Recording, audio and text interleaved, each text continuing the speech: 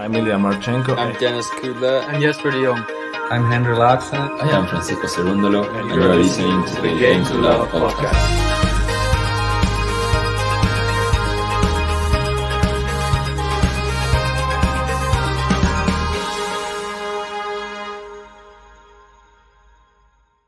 Hey, welcome back, tennis fans. It's the time everybody's been waiting for. Everybody GTL, at least in the GTL fam. It's the qualifiers to watch. They're still ongoing, though. They've got some interruptions over there in the US. It's sort of spoiling the party for myself and JG.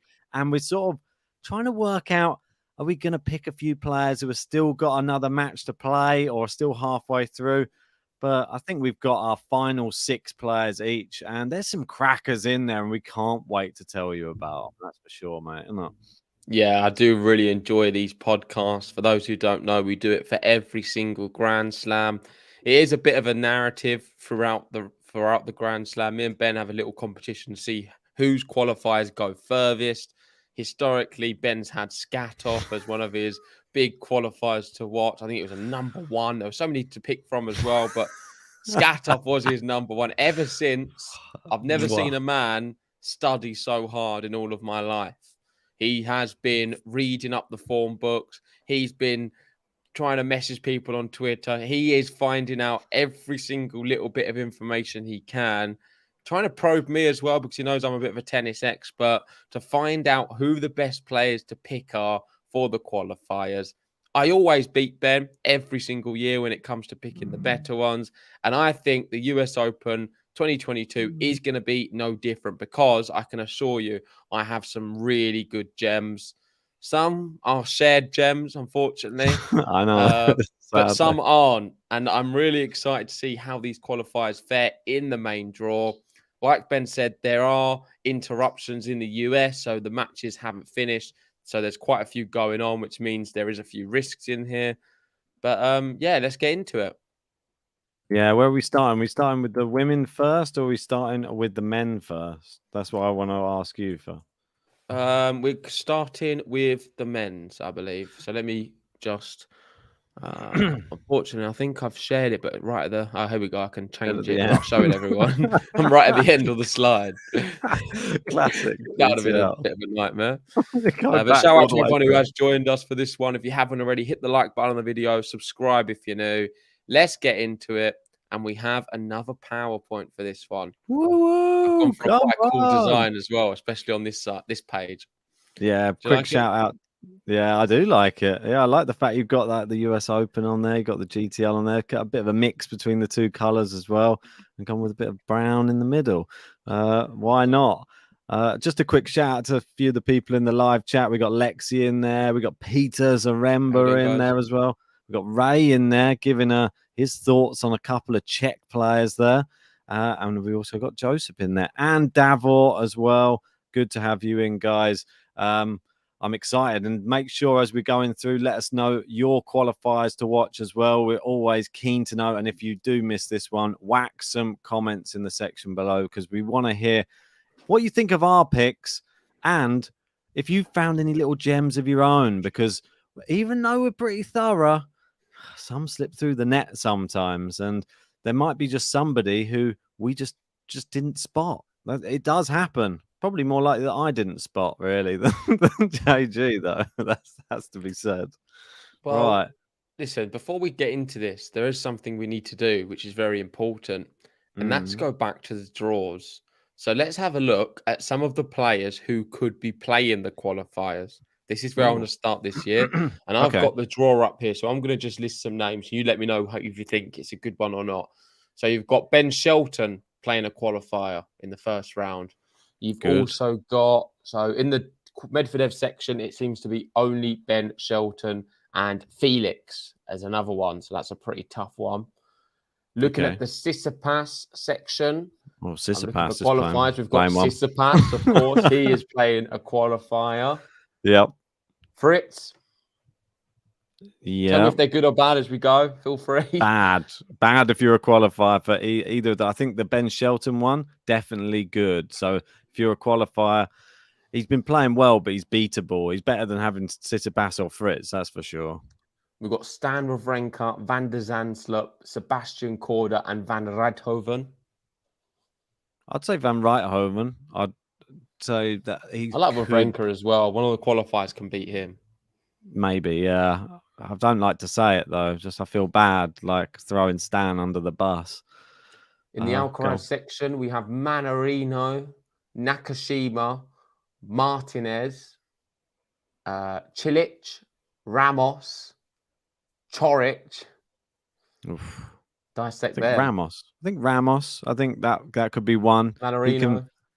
Yeah, well, Pedro Manarino Martinez. I don't know. They're all tough ones, if I'm honest. Manarino did pretty well recently. I know that he was playing pretty well in the tournament. Was it Winston-Salem this week? So I wouldn't really want to play Manarino in the form that he's actually in. So the maybe last one, avoid. Rafael Nadal's one. We've got John Isner, Suwoo Kwon. That's not that bad. I think that's He's it. still pretty good though. There's only 2 qualifiers in that section. Yeah, I mean there's not many who you really want to come up against, if I'm perfectly honest. No. Tsitsipas on a really bad day. I mean, you're gonna have to be clutching at a few straws though. I feel that the main ones in there, maybe Ramos and Ben Shelton. Sorry to be Mr. Negative if you are big fans of those 2 players, but they are maybe Pedro Martinez. Yeah, maybe he's more of a clay merchant, so I can see that as well. But and we've got some of the others are pretty tough. Yeah, I don't fancy their chances, but you never know. Who knows? Like some of these qualifiers that we're going to bring up right now, I don't know. I'm quite big on some of these qualifiers, and I feel that some of them could cause a shock in this tournament. Right, well, let's begin. So we have men's qualifiers to watch. We've moved over to the blue background for this one. Kept with the brown, because I know you like it and you're a big fan. Love it. Oof, and let's go with number 3 to begin with. So number 3 for me and Ben. Ben's gone with Pavel Kotov, the Russian. I've gone for Norbert Gombos. And I'm going to start you off. Well, Norbert Gombos for me, I think he is the most picked qualifier to watch in JG history. In all of my qualifiers, I picked him so many times. Sometimes disappointed, other times not. I have left him out a lot of the times this year, but previously I always picked him. Yeah. I think he's doing okay. He's done very well in qualifying so far. I believe I did have a little statistic actually to back this up, and he's 9-0 in Grand Slam qualifying this year and skipped Wimbledon. So he is a very good player, mopping up all of the other opponents. And I think that highlights that anyone who's unranked, sort of anyone sort of 80 or below, he's got a real good ability to beat them. And I think on his day as well, he can beat an off if the top 20 players having an off day, Gombos could sneak in there if everything goes right for him. I think you hit the nail on the head with the 9-0 in qualifiers. We didn't get to hear the stats about when he goes past the Well, I had to only go with qualifiers because he has struggled, especially in some of the recent slams. But I just feel like he can do it. I've seen he's so good on the challengers, and just I can tell you. Do you want to have a guess? I'm just going to go like 34. I don't know why. That might be mean. I'm overestimate always. He's a spring chicken. 32 years old. 1990. No. He's got 2 million in prize money. 114 in the world. Listen, Norbert Gombos, watch out, guys. He is my number 3 qualifier to watch. Well, and my one, I've got a Russian guy. He's been in my number 3 before. I believe it was in the last Grand Slam. And I think I'm going to stick with him. Kotov, I think he's just coming into his own. He's constantly improving through the rankings. He's now up to, just on the outside of the top 100. He's 113. Last year, he was 225. He's always getting better, this guy. He's coming in off the back of a tournament win, albeit on clay, but he did manage to clear up both of his qualifiers in straight sets. He does have to play Verdasco in his last match. Qualified this one. It's not a given, but I really, really fancy him to beat Verdasco. I mean, Verdasco's good, But I feel like Kotov's like sort of, it's like the old versus the new breed. He's 23. Verdasco must be about 35, 36, surely. I think he's around that age, maybe even 37. Might be doing what him a brilliant disservice. preparation. I do like to dig some of your qualifiers out. He's had such great preparation. He just played clay court tennis for the last 6 months, Kotov. Only 2 matches on the hard court since March. Very brave selection from you. I do like him, but he would maybe be about 5th on mine or 6th. I don't know. I'm a really, really big advocate for Kotov, and his record on hard court this year is 11 wins, 5 losses. So, he's got a positive on clay and on hard. He hasn't done any grass though. Verdasco could do no him. chance. Verdasco could do him. Yeah, It's we'll have possible. to wait and see.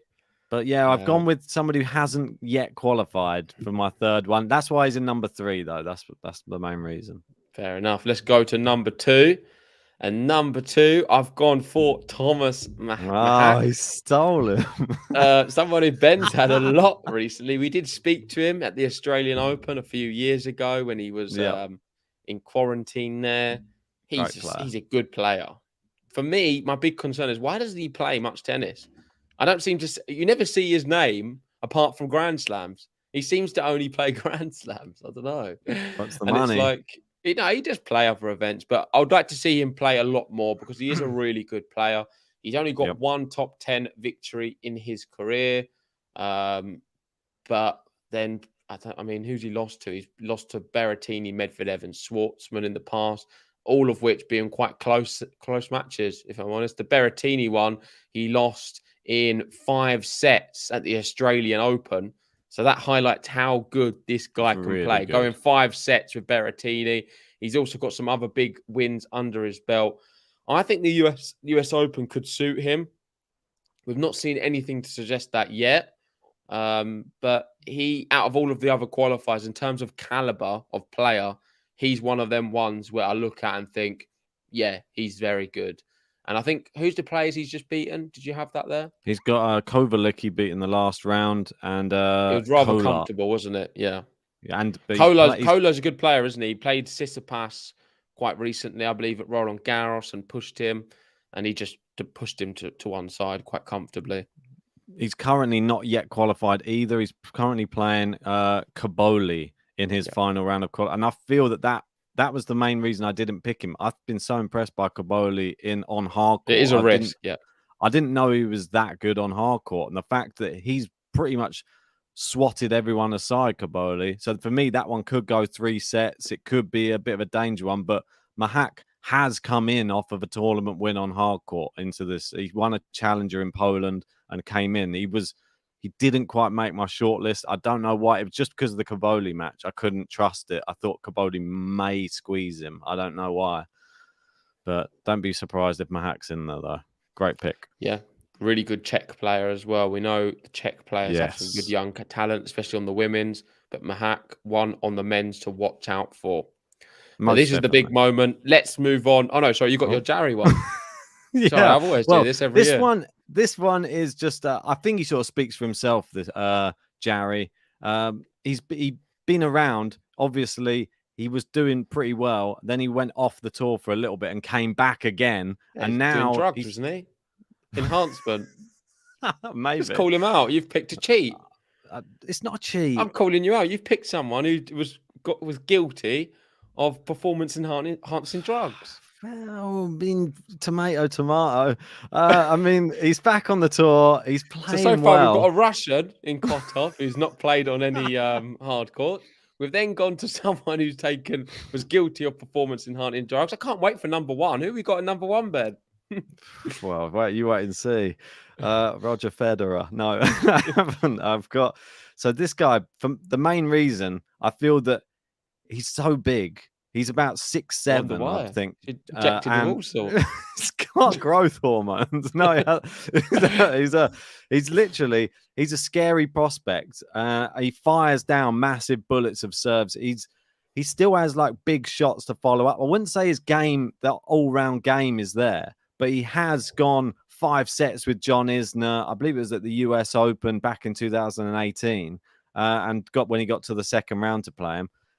I think he can do that. If he plays somebody who is just not comfortable with the big servers, he can take them out. And I think that just having a big server in my qualifiers to watch, that's the why I've picked him. And I feel that he could upset a few people. Yeah.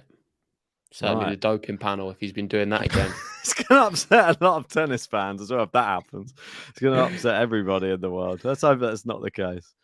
I do love ripping into yours. This next one, though, I can't rip into. It is the big one. It is numero uno for the US Open qualifiers to watch. We've both gone for the same guy. We've both seen him live in Zagreb. I did try and tell Ben a little bit about him. He did close his ears and then tried telling me about him today when I already knew him. But over to you, Ben, because I know you want to talk about him more than me. Yeah, I mean, I did. I watched him play Jordan Thompson when we were over in Zagreb, and he actually did. That was one of his first matches back, like playing top quality opposition. He played really well, beat Jordan Thompson on that day. Actually, ended up going out to Kubler, who we didn't realize at the time was a bit of a beast. And since then, Kubler's gone from strength to strength. But Wu, US Open boys singles champion from 2017. Crazily, after that 2017 tournament, when he was, that's 5 years ago, he was 17, he won a challenger the week after winning the US Open boys singles, which I think is incredible at that age to just go straight from that to that. That's like the next level up. He was the semi-final in the Australian Open boys as well, which obviously showing his hard court pedigree. He had an elbow surgery, which knocked him out of the game for, I think it was about a year. And then when he came back, it was COVID. He had to stay in China, and he was only playing sort of exhibition tennis in China for 2 years. So no one's got to see Wu until he came back this year. And since he's come back, he's won 3 challengers in June and July this year. So he's in amazing form, and he's only dropped 2 sets, which is crazy. And he's been so impressive in the qualifying. Beat Berankis, Travaglia, and then Moutet in straight sets. I mean, that qualifying run is hard. I've seen those players I've seen those players playing Grand Slam tennis or in main draws of main ATP events regularly, and he's cleaned them all up. And this is amazing. And his target, he says, is to become the highest ranked Chinese player ever on the tour, which at the moment only is 136 in the world. It seems doable because he's now 178 in the world. And I think 22 years old, this guy, he's the real deal. And if he stays free of injury, I think we could see some amazing stuff from him in the future. Yeah, agree completely. I've prepared something similar to what you said. 2017 boys single champion of the US. He's had a 3-year injury pandemic hiatus. He's currently 33 wins, 4 losses for the season. Amazing. 3 of them losses were via retirement. So he's only lost one match where he's played fully. Out of all of the qualifiers he's played, it's probably been the toughest in Berankis, Travaglia, Moutet. He still made it through. This guy, honestly, has the potential to do something wild and go quarterfinals. This is why he's got to be number one. Like, out of all of them, he has the ability to do something crazy. I mean, we saw Karatsev the other year do something big. Who's to say he doesn't go to the semis? Listen, I'm telling you, people don't realise this, and this is why I'm glad we're talking about on Game to Love, because we like to promote the future of tennis. We will not be surprised if we see Wu going very far. And I'm glad we've put it on here right now, because we're putting ourselves on the line, because we believe this guy is that good and that special. We got to see him live. Big fans of his game. He has the ability to do very, very well. And, I mean, he's not played maybe the toughest opposition, especially when he was in China. But recently, he's been beating some of the bigger dogs. And all he needs to do is play more. And I think he'll just keep winning. Well, in the tournament that he won coming into this one as well, should be noted that he did take out some good players as well. He took out Guyovchik, he took out Uchiyama, he even beat Ben Shelton in the tournament before that as well. And even everyone was bigging up Ben Shelton, beat JJ Wolf, breadstick JJ Wolf. Like, when he got to the final against Kovacevic, I thought it was incredible that you got to see another side of him. He lost the first set 12-10 in a tiebreak, The second set, he went to tiebreak again. He faced 5 match points in the tiebreak and came through. I watched the match yesterday, when he came through that, he roared at the end of that. And then he just took the third set. You could see it was going to be his. I mean, he just shows he's got that desire. Like, we watch Alcaraz and people like that. He has that same will to win. Wu's as good as Alcaraz. You heard it here first. Maybe the next one. We've got Theo saying he's moved up 1,500 ranking spots in 3 months.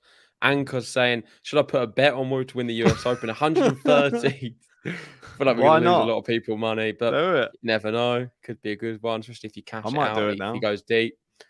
But tenner on, it's not bad, is it? Over $1,000. Wu wins. Retire. He's going to get Tsitsipas first. And that's what I'm saying. If he gets Tsitsipas, danger. Could beat him. I think it's bad news. Like that, no one wants to play him. I'm telling you that right now. The qualifier to avoid is Wu.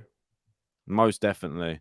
And especially after who he's beaten, I think a lot of people would have been worried playing Mutet if he came through. He just destroyed Mutet. So, anyway. Let's move on to the women's. That's our men's. We've done 3 each. Women's qualifiers to watch. Is Ben going to have Shunk? I don't think so because she didn't get through. Ben's always had Shunk, but not today. So I've had to remove the image from my file. It's quite sad deleting it, but let's see who we have in number 3. And in number 3, I've gone for the famous Jean. You've gone for Rakimova, another Russian there. So we've got a few Russians, a doper, copied me on Wu. Well, not copied. I didn't even know. Rakimova. Well, she is still yet to qualify as well. She has to play one more match against Andreeva in the final round, another Russian, so guaranteed to be a Russian qualifying. But she did just play Andreeva last week and beat her in straight sets. So I'm hoping she can go through. She won a tournament on hard court last week. Managed to only win it. Won it without dropping. She dropped 1 set, and now she's gone through the qualifying without dropping a set. So that's the main reason I'm picking Rakimova, is just form based, but she hasn't got through yet. But I think that she's looking good. She is ranked in the top 100 as well. So she is a decent player. She's only 20. I think someone coming in with good form could be someone to avoid. Do we know who the qualifiers could be playing? Have you got those ones for us to have a little listen to?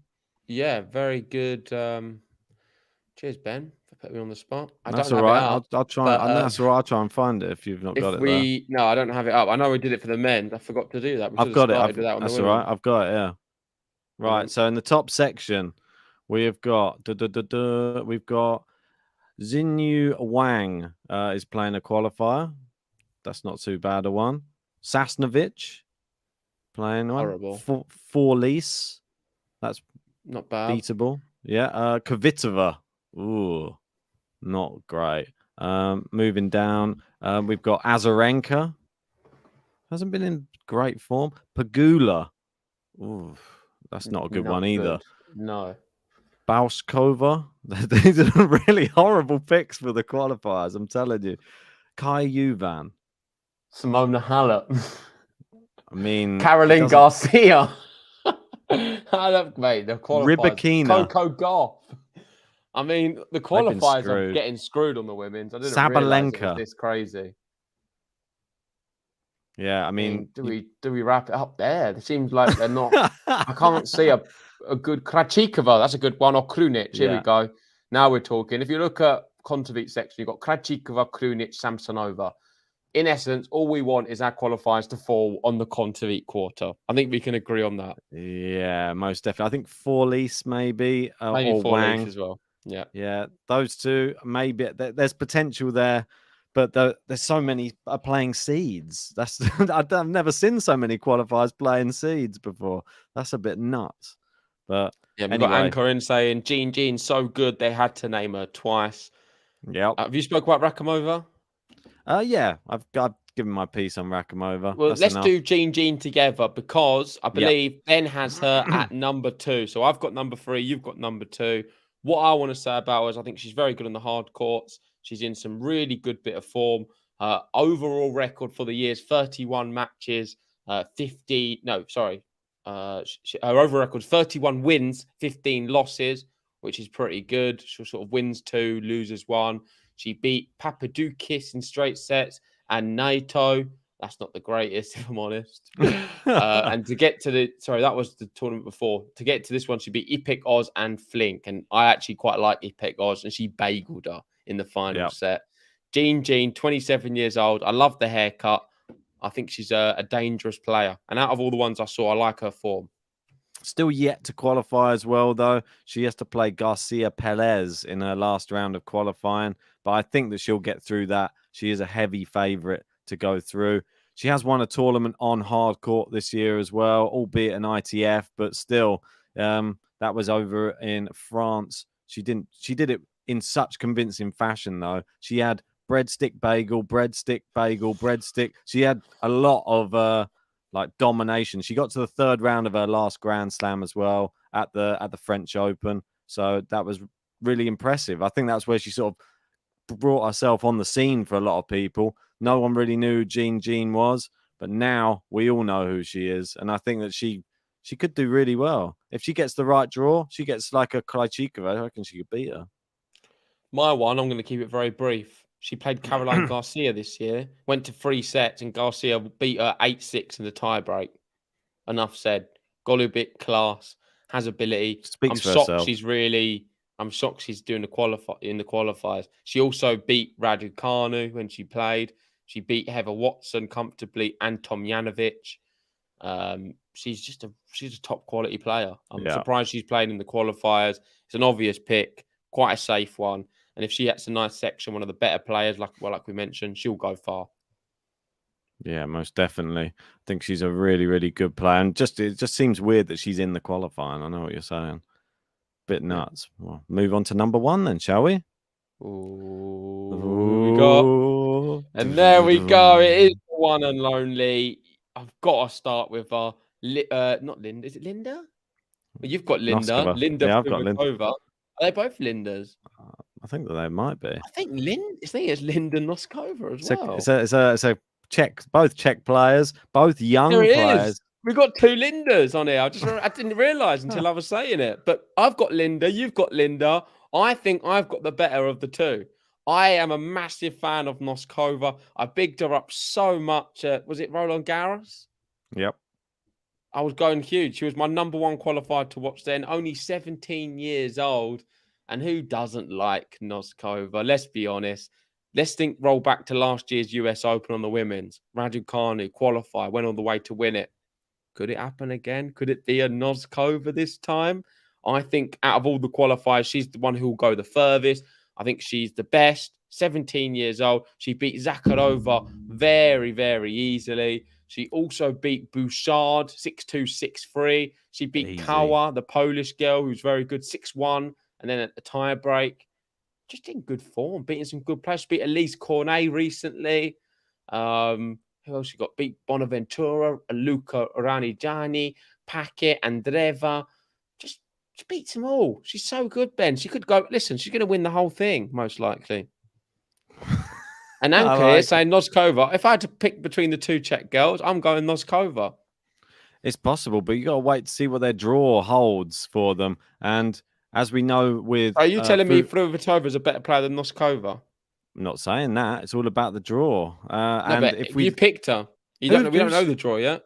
Yeah, but who's she beaten so far, old Noskova? No, listen, I'm all here for you to tell me. No, I'm waiting. I'm waiting for you to big her up. We had your big number 1 pick who went out in the first round to in out of form Raducanu on her worst surface. Raducanu, oh my God, she's the best now. JG bigs her up when he needs her on his side. We know that. But we've got Fruhvirtova who beat Kovanic, Mertens, and Azarenka in Miami. Went out to Badoza. No harm in that. If she gets Azarenka in the first round again, maybe she takes her out again. I think she has the ability. She's only 17 years old. She won a hard court tournament already this year where she didn't even drop a set. She's 12-4 on hard courts this year. So is she ranked in the world? She's at the moment 158 in the world. Okay. Yeah, Linda's Noskova's 87. Yeah. Oh, it's good. Inside the top 100. Well, that's good. May they both do well. Czech seems to be Is your the Linda going to make the top 100 soon? maybe. Is your one Not as going to good win as a my match at a Linda. Grand Slam soon? Yeah, We'll she find is. out. This year, she's going to win it all, mate. Watch out for her. God, here we go. JG's predictions again. Well, apparently Linda can do it. you win the qualifiers to watch if they just play well in the first round. They don't even have to go through the first round. Just play well, and we all like that. But if my ones go because through I had some what's her rounds, name? I had the Croatian girl. Shunk. No, I had the Croatian girl who helped me went out a little one bit. round. Beckett. Yeah, well, one round more than you. Beckett. Zabata Morales went 4 on the rounds. Yeah, on the men's, destroyed you. Come on. I think that was Wimbledon. Not saying it was Wimbledon. Oh, you're getting mixed up. We're talking about Wimbledon there. Nah, mate, there wasn't any. I think it was Roland Garros, all right. Yeah, it was. Noskova. Terrible. Anyway, that is our picks. I've gone for Linda Noskova. Ben's gone for Linda Fruhvirtova. 2 young French players. Linda. French, Czech players. But yeah, thanks for watching. Leave comments below. We really do appreciate everyone's thoughts. Interesting to hear what you guys think. Who do you think has the better qualifiers? Myself, Ben. Only time will tell. Of course, there is a massive element of luck as well, depending on who they draw in the draw. We'll be finding out that very soon. Hopefully tomorrow, if the play can resume and they all go through. And then after that, the plan is to do the draw. So me and Ben will be doing a draw preview, going through all of the matches on the men's and women's. Make sure to join us. Anything left to say? No, just hope that I win this time. That's all. Make sure to write your ones in the comments section, but I want to hear if you had any other selections other than the ones that we've picked. And tell us if you're going to be cheering on either of ours. Who do you prefer out of our selections? Yeah, I'm going to read some comments. I want to see a few JGs in the comment section. But thanks for watching. Like and subscribe, and we'll see you on the next one.